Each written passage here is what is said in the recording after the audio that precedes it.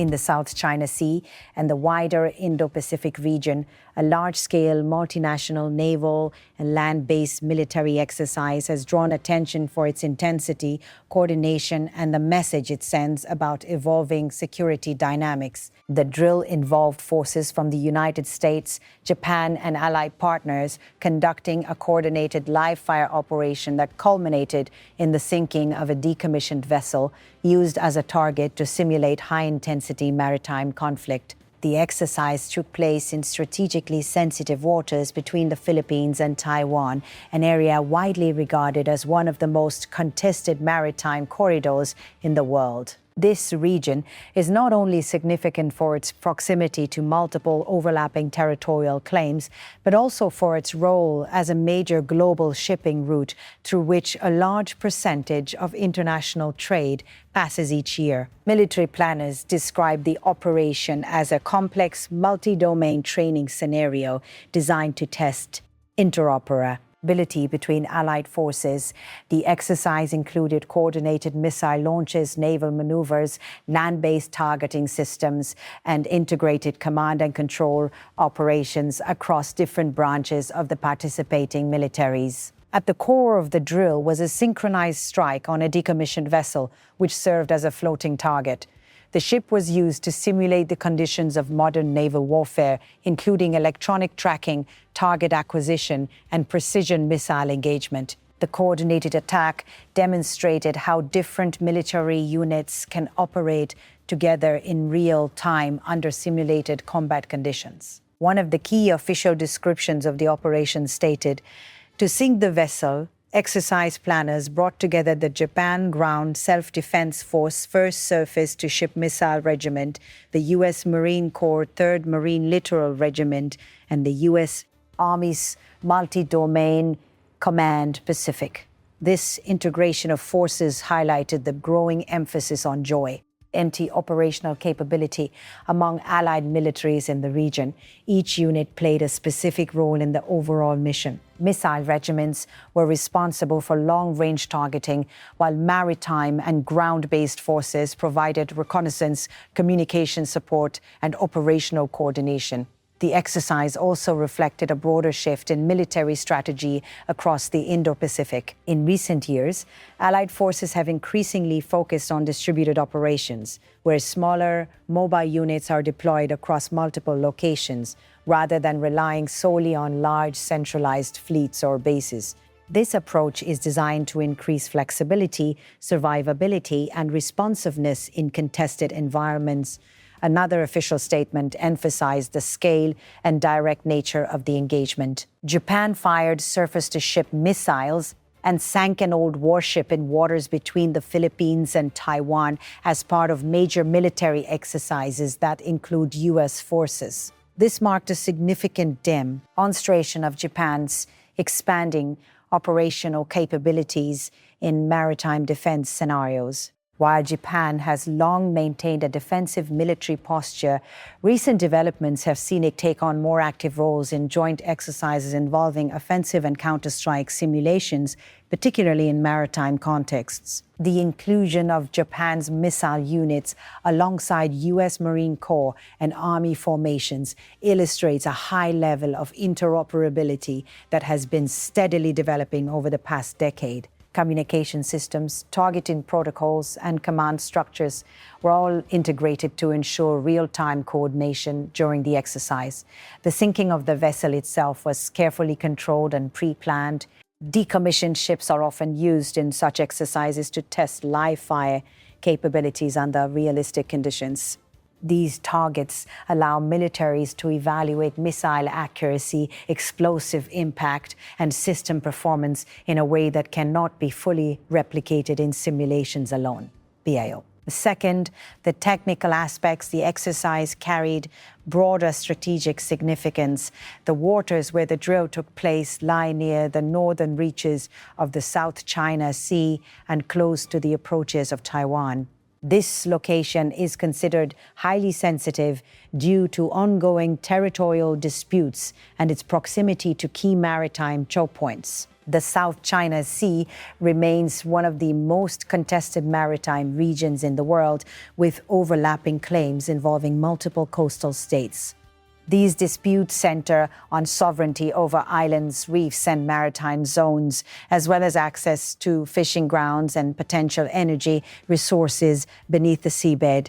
Against this backdrop, multinational military exercises are often viewed through a geopolitical lens. While participating countries emphasize that such drills are defensive in nature and intended to improve readiness and coordination, other regional actors often interpret them as signals of strategic alignment and deterrence. The exercise also says a growing emphasis on what military planners describe as multi-domain operations.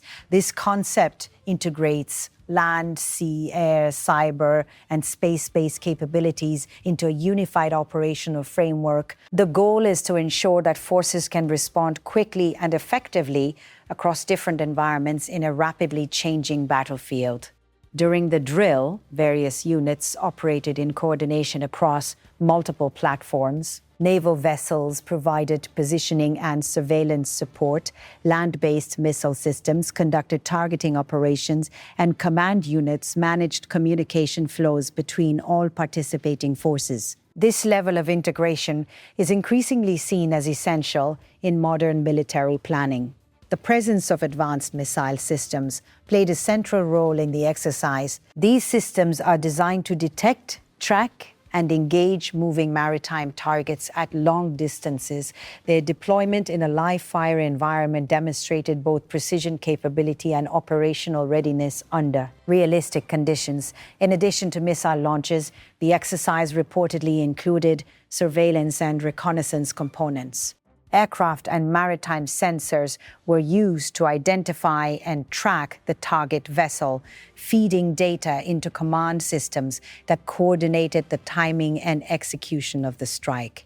The decision to include multiple allied nations reflects a broader trend in Indo-Pacific security cooperation. In recent years, military partnerships in the region have become more frequent and more complex, involving not only joint exercises but also intelligence sharing, logistics coordination, and strategic planning discussions. These collaborations are often framed as efforts to strengthen regional stability and ensure freedom of navigation in international waters. However, the scale and visibility of such exercises also contribute to heightened tensions in already disputed maritime zones. The proximity of the drill to Taiwan adds another layer of sensitivity.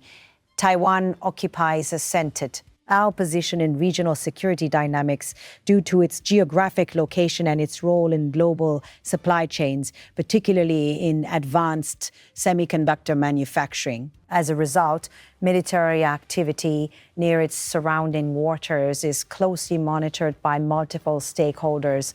Taiwan itself maintains its own defense preparedness through regular training exercises involving its Navy, Coast Guard, and Air Force. These exercises often focus on maritime surveillance, interception operations, and coordination between different branches of its security forces. In parallel, allied exercises in nearby waters are often seen as reinforcing broader regional deterrence frameworks. These frameworks are designed to discourage escalation and maintain balance in an environment marked by competing strategic interests. Throughout the exercise, emphasis was placed on speed, coordination, and precision. Modern naval conflict scenarios require rapid decision-making and seamless communication between multiple units operating across vast distances. The drill was designed to replicate these conditions as closely as possible. The sinking of the target vessel marked the culmination of the exercise, symbolizing the successful integration of planning, coordination, and execution. While such events are primarily conducted for training purposes, they also carry symbolic weight, demonstrating capability and readiness in a highly visible manner. Observers note that exercises of this scale are becoming more frequent in the Indo-Pacific region. As military technologies evolve and geopolitical competition intensifies, such drills are expected to continue expanding in scope and complexity. At the same time, there is ongoing debate about the potential risks associated with increased military activity in contested waters. Y exercises are intended to reduce uncertainty by improving readiness and communication. They also increase the number of actors operating in close proximity, raising the possibility of miscalculation. Despite these concerns, participating nations continue to emphasize the importance of joint training. They argue that such exercises are necessary to ensure preparedness in a region where maritime security challenges are becoming increasingly complex. In conclusion, the coordinated sinking of a decommissioned vessel by US, Japanese, and Allied forces in the South China Sea region represents more than just a training event. It reflects a broader transformation in regional defense strategy, characterized by deeper military integration, advanced multi-domain operations, and an increasingly interconnected security environment.